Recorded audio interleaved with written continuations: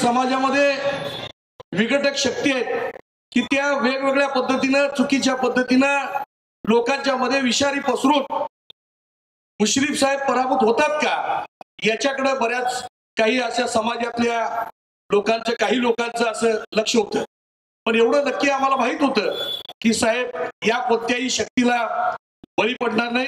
निश्चितपणे या तुम्हा सर्वांच्या ताकदीवर साहेब पुन्हा निवडून येणार आणि मंत्री होणार. त्याच येणं आशीर्वादानं पुन्हा साहेब मंत्री झाले.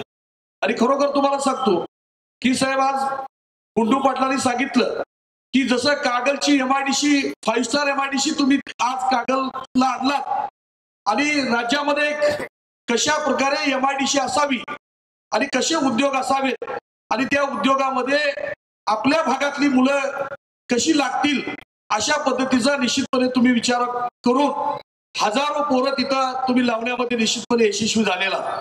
पण आता भविष्याच्या दृष्टिकोनातनं साहेब गडिंग्लज MIDC मध्ये असे मोठे प्रोजेक्ट आणून निश्चितपणे साहेब तुम्ही तरुण मुलांना हाताला काम द्यावं अशा अनेक तरुण मुलांच्या नजरा आज तुमच्याकडे आहेत.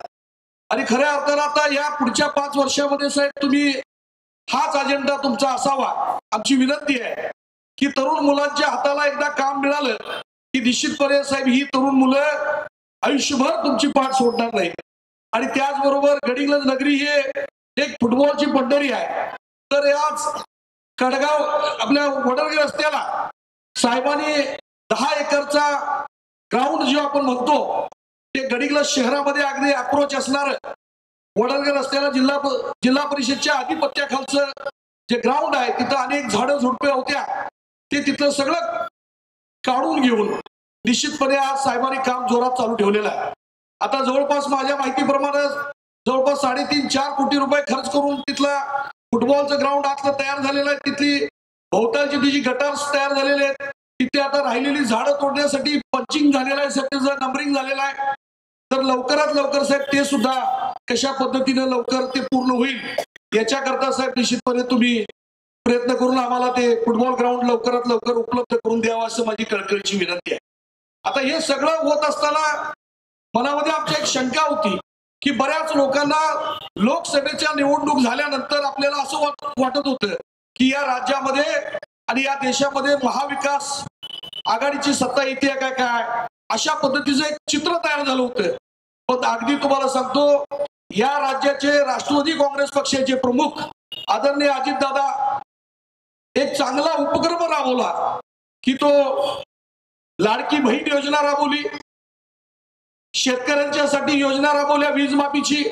आणि या सगळ्या एवढ्या प्रभावीपणानं झाल्या की लोक अगदी हळूहळू 1, 2 ते 3 महिन्यामध्ये या सगळ्या महाविकास आघाडीचं वातावरण विसरलं गेलं आणि महायुतीचं वातावरण तयार होत गेलं. आणि बघा तुम्ही कसं असतं, लोक कशी विसरत असतात आणि पुन्हा एक वेगळं म्हणजे अगदी आता पुढे काय होणार विधानसभेचं असं सगळ्यांना वाटत होतं.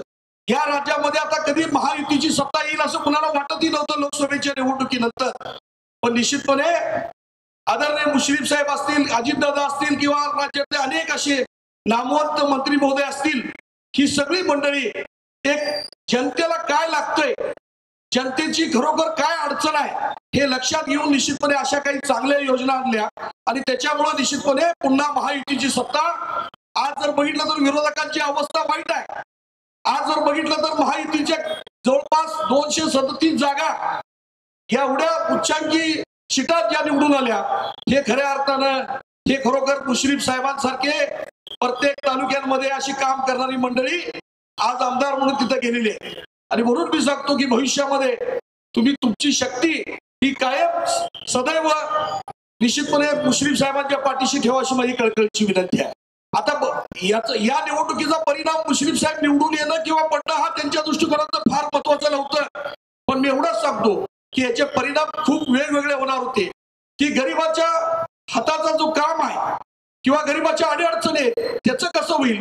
आता पुन्हा KDCचे साहेब चेअरमन आहेत, तर या माणसाला नाव उमेद करायचं नाही याच्याकरता अनेक लोक गरीब लोक ज्यांना समजते ती सगळी मंडळी म्हणत होती की मुश्रीफ साहेबांना नाव उमेद करून चालणार नाही, कारण का भविष्यामध्ये आपल्याला पाठीवर थाप मारणारा माणूस, शक्ती देणारा माणूस मुश्रीफ साहेबांसारखा पाहिजे म्हणून आज बघा केडीसीच्या माध्यमातून गडिंग्लज कारखाना ज्यावेळी अडचणीत सापडला ज्यावेळी त्यावेळी निश्चितपणे मुश्रीफ साहेबांनी ताकद आणि शक्ती देण्याचं काम खऱ्या अर्थानं केलेलं आहे.